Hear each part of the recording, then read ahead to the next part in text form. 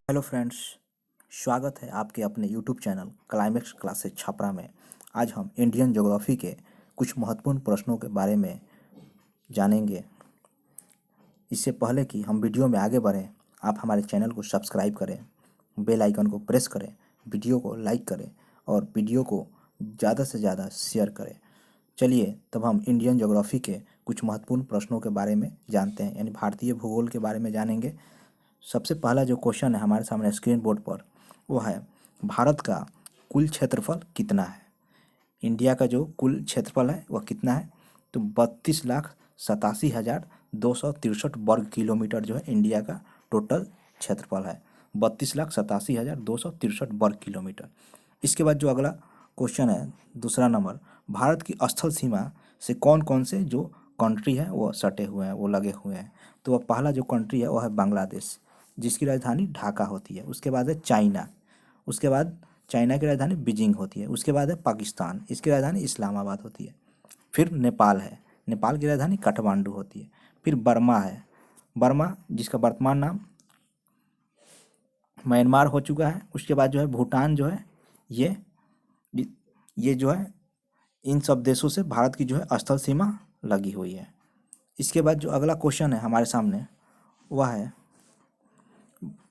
भारत की जल सीमा किन देशों से मिलती है। तो भारत की जो जल सीमा है मालदीव से लगती है, श्रीलंका से लगती है, बांग्लादेश से लगती है, म्यांमार से लगती है और पाकिस्तान से लगती है।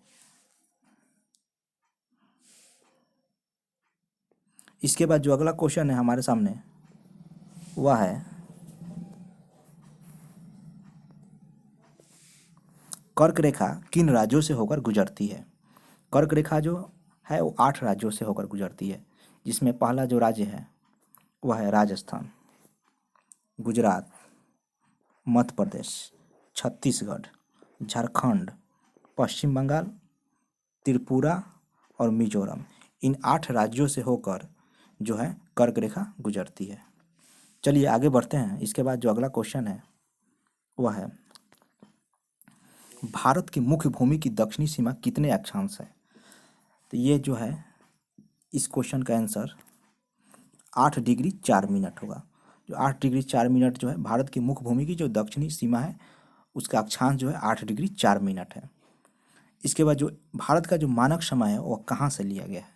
भारत का जो स्टैंडर्ड टाइम है वह इलाहाबाद के निकट नैनी से लिया गया है, जो वर्तमान में अब मिर्ज़ापुर भी हो चुका है, मिर्ज़ापुर।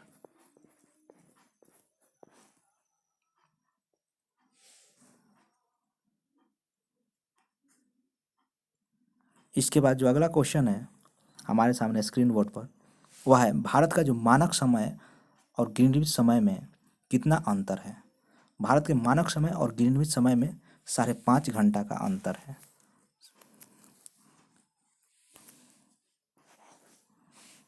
इसके बाद जो अगला क्वेश्चन है वह है भूमध्य रेखा से भारत के दक्षिणी छोर की दूरी कितनी है।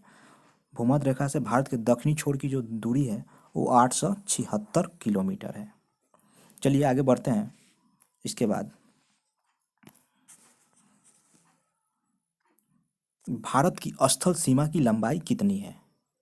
तो भारत की स्थल सीमा की जो लंबाई है वह है 15,200 किलोमीटर। भारत की स्थल सीमा की लंबाई है। फिर अगला जो क्वेश्चन है वह है भारत की मुख्य भूमि से तट रेखा की लंबाई कितनी है। तो ये इसका आंसर होगा 6,100 किलोमीटर, यानी 6100 जो किलोमीटर है भारत की मुख्य भूमि से तट रेखा की लंबाई 6100 किलोमीटर है। इसके बाद जो अगला क्वेश्चन है भारत की कुल तट रेखा की लंबाई जो द्वीप समूहों सहित कितनी है, यानी द्वीप समूह को भी ऐड कर दिया जाए तो भारत की कुल तट रेखा की लंबाई कितनी होगी। तो इसका आंसर होगा 7516 किलोमीटर। 7516 किलोमीटर जो है कुल तट रेखा की लंबाई है भारत के द्वीप समूहों को ऐड करने पर। इसके बाद जो अगला क्वेश्चन है संपूर्ण भारत के कितने प्रतिशत भाग पर पर्वत और पहाड़ियों का विस्तार है।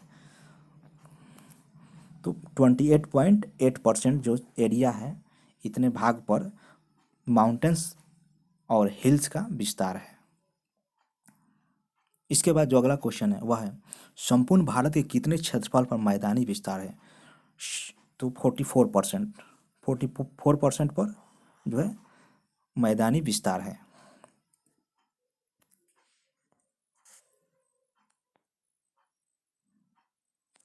इसके बाद जो क्वेश्चन है हमारे सामने स्क्रीन बोर्ड पर वह है, भारत में समुद्र तट रेखा वाले राज्यों की संख्या कितनी है?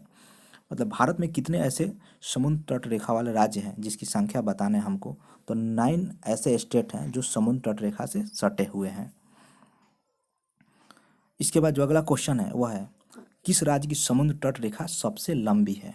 तो गुजरात जो स्टेट है इसकी समुद्र तट रेखा जो है सबसे अधिक लंबी है। इसके बाद जो अगला क्वेश्चन है वह है, कर्क रेखा भारत के कितने राज्यों से होकर गुजरती है?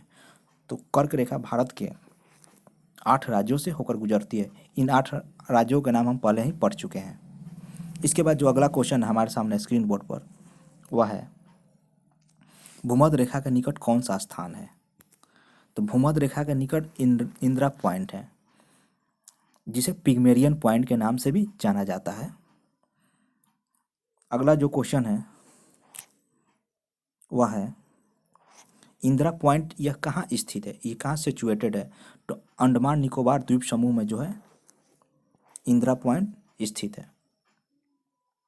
इसके बाद जो अगला क्वेश्चन है वह है, किस राज्य की समुद्र तट रेखा सबसे लंबी है?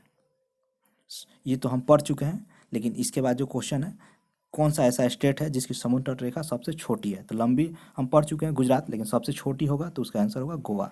गोवा एक ऐसा स्टेट है जिसकी समुद्र तट रेखा सबसे छोटी है।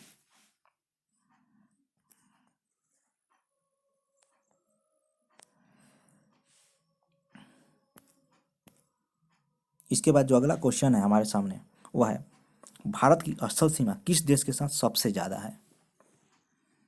तो भारत की स्थल सीमा जो है बांग्लादेश के साथ सबसे ज़्यादा है। फिर अगला क्वेश्चन है, भारत का कौन सा भू आकृतिक भाग प्राचीन है?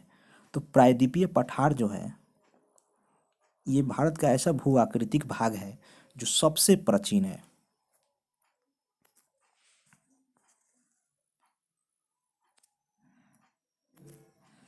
इसके बाद चलिए आगे बढ़ते हैं, भारत के पूर्वी समुद्र तट को किस नाम से जाना जाता है? तो भारत के जो पूर्वी समुद्र तट है उसको कोरोमंडल तट के नाम से जाना जाता है। कोंकण तट कहाँ से कहाँ तक स्थित है? कोंकण तट जो कि गोवा में है, जो गोवा से दमन तक स्थित है। कोंकण तट गोवा से दमन तक स्थित है। लक्षद्वीप जो समूह है उसमें द्वीपों की उत्पत्ति किसके द्वारा हुई है? तो उसमें जो द्वीपों की उत्पत्ति हुई है वो प्रवाल्स द्वारा हुई है, कोरल रीफ्स द्वारा हुई है।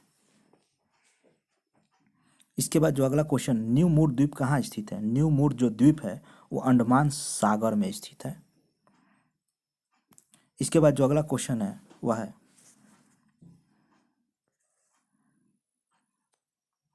कौन सा जो द्वीप है भारत और श्रीलंका के बीच में स्थित है? तो ये जो द्वीप है रामेश्वरम द्वीप है जो कि तमिलनाडु में पड़ता है। यह द्वीप भारत और श्रीलंका के बीच में स्थित है। इसके बाद जो अगला क्वेश्चन है वह है, लक्षद्वीप समूह के कुल द्वीपों की संख्या कितनी है? तो 36 द्वीप जो है लक्षद्वीप में है। लक्षद्वीप समूह में कुल कितने द्वीपों पर मानव का वास है? लक्षद्वीप में तो टोटल 36 द्वीप हैं, जिसमें से 10 जो द्वीप्स हैं, 10 आइसलैंड्स हैं, वह जो है उस पर मानव का वास है, उस पर इंसान रहता है। भारत के किस स्थान को सफ़ेद पानी के नाम से जाना जाता है? तो भारत का जो सियाचिन जो स्थान है जो कि जम्मू कश्मीर में है, इसको सफ़ेद पानी के नाम से जाना जाता है, जो कि कोल्ड डिजर्ट है।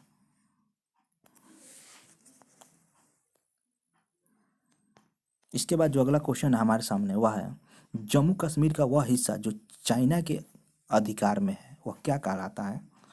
उसको अक्साई चीन बोलते हैं। अक्साई जो चीन है जम्मू कश्मीर का वह हिस्सा है जो चाइना के कब्जे में है। उसके बाद अगला जो क्वेश्चन है, भारत में शीत मरुस्थल कौन सा है?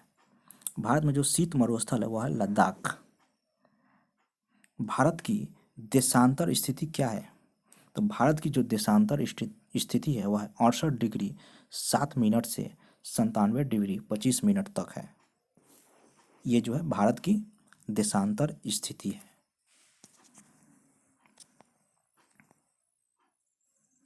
इसके बाद जो अगला क्वेश्चन है, किस देश के साथ न्यू मूर द्वीप के कारण भारत का विवाद है? तो बांग्लादेश एक ऐसा कंट्री है जिसके साथ न्यू मूर द्वीप के कारण भारत का विवाद है आज भी। उसके बाद जो अगला क्वेश्चन हमारे सामने है वह है, केंद्र शासित प्रदेश दादर नगर हवेली भारत के किन राज्यों के बीच में स्थित है? तो दो ऐसे स्टेट हैं जिसके बीच में केंद्र शासित प्रदेश दादर नगर हवेली स्थित है, गुजरात और महाराष्ट्र। दोनों पश्चिमी राज्य हैं, जिसमें गुजरात की राजधानी गांधीनगर और महाराष्ट्र की राजधानी मुंबई होती है। इसके बाद जो अगला क्वेश्चन है बहुत ही इंपॉर्टेंट है एग्जाम्स के लिए। यह है, किस राज्य को नेफा NEFA के नाम से जाना जाता था? तो इसका आंसर होगा अरुणाचल प्रदेश, जो कि पूर्वी स्टेट है। यह वीडियो हमारा यहीं पर कंप्लीट होता है।